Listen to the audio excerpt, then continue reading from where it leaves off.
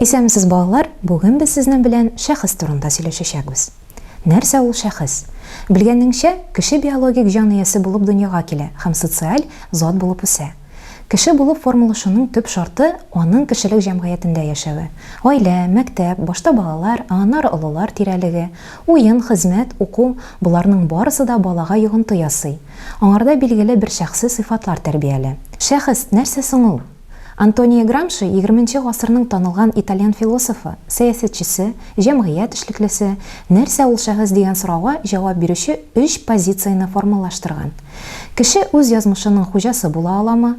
Ул үзен үзе ясый аламы? Үзенең шәхси тормышын төзи аламы? Мөгаен, нәкъ менә шушы сүзләр шәхескә бәяләмә бирәдер. Психологиядә шәхес кешенең җәмгыять агзасы буларак характерлаучы сыйфатларын тотырлыклы системасы дип аңлатыла. Ул эшчәнлелек һәм башкалар белән аралашу барышында үзләштерелә һәм чыгылыш таба. Психологлар шәхесне кеше үсешенең иң югары дәрәҗәсе дип атыйлар, чөнки шәхес кенә аңга ия. Аң нәрсә соң ул дигән сорауга җавап бирик. Моның өчен бу сүзнең мәгънәсен анализлыйк. Белемле кеше ниндидер күзаллау белән генә шикләнмичә, алган белемнәрен куллана, уйлый, фикерли белә, яңа белемнәр табу ысулларын үзләштерә. Үзенең эрудициясенә һәм культурасына тәнкыйть күзлеге аша карый белә. Башка сүзләр белән әйткәндә, аң кешенең дөньяга мөнәсәбәте, нәрсә эшләвен, ничек яшәвен, ни турында хыяллавының аңлавы ул. Аң кешегә төрле эшчәнлек алып барырга, башка кешеләр белән аралашырга, тирә-юнендәгеләренә һәм үзен бәйләргә мөмкинлек бирә. Аң кешегә генә хас, шуңа күрә кеше генә шәхес була. Ә кайчан кешене шәхес дип әйтеп була? Бу кешенең үз-үзен аңлавы, үзенең минен башкалардан аеру белән бәйләнгән.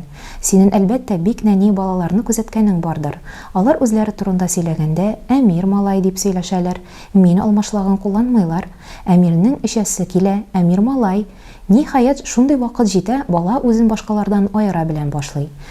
Үзен яшьтәшләре белән чагыштыра, үзенчәлекле булуын күрсәтә. Психологлар моны үсеп килүче шәхес билгесе дип исәпли. Теге яки шәхеснең хөрмәте лаеклы булу яки булмавын ничек белергә соң? Моның өчен бу кешенең ничек хезмәт куюын күзәтергә кирәк. Шулай ук үзен үзе бәяли, үзенең яхшы якларын һәм кимчелекләрен күрә, үзен тәрбияләү өстендә эшләү белеме икәнен аңлау мөһим.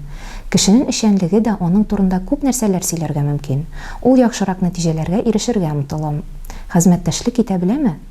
Мәсәлән, бик яхшы уку өчен максатчынлык һәм җаваплылык, тырышлык һәм түземлелек, тәртиплелек һәм кыенлыкларны җиңә белү кирәк.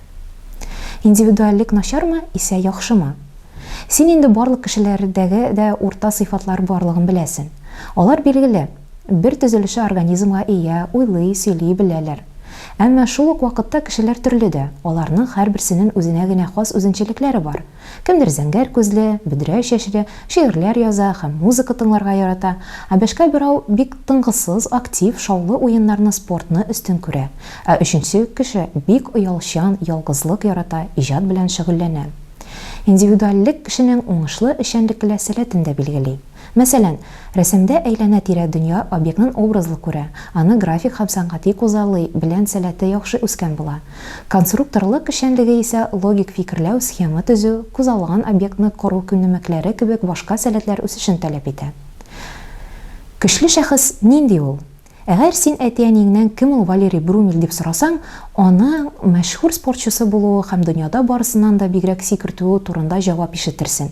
Брумель чыгыш ясаганда бар кеше дә аның яңа рекорд ясавын көтә торган булган.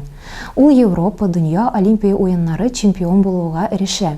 Әмма бәлагә юлуга, һәлакәттә эзләргә һәм аягын имгәтә. Аягы дөрес ялганмый һәм икенчесеннән кыскарак булып кала. Барысы да Брумельнең спорт карьерасы тамамланды дип исәплей. Ә Валерий башкача уйлый. Бик авыр операциялар, озакка сузылган авыр күнегүләр башлана. Ихтияр, рух көчле үҗәтлеге үзенекен әйтә. Валерий Брумель спортта кабат югары нәтиҗәләргә ирешә. Ул көчле шәхес. Әйдәгез әле балалар, искә төшерик. Бүген без сезнең белән нәрсә турында сөйләштек? Әйе, дөрес, шәхес турында. Ә мин сезнең белән киләчәк дәрескә кадәр саубуллашам.